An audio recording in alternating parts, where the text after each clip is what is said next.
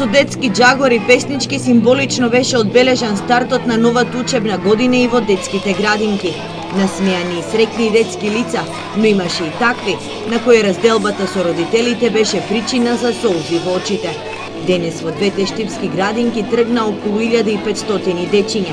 Интересот е огромен, а капацитетите ограничени. Бројките варираат, значи како градинка ќе чекаме во првиот месец да ја констатираме таа состојба, значи за сега немаме уште целосни податоци. Иако беше најавено дека Кочани ќе биде единствената општина каде што градинките ќе работат и втора смена, планот не се исполни. Поради немање на кадар, градинките ќе си останат со своето вообичаено работно време. За сега нема нови информации за изградбата на детска градинка во населбата Сењак, што требаше да се гради минатата година. Тогаш од Министерството за труд и социјална политика беше најавено дека градинката ќе ја гради локалната самоуправа, а ресорното министерство целосно ќе ја уреди.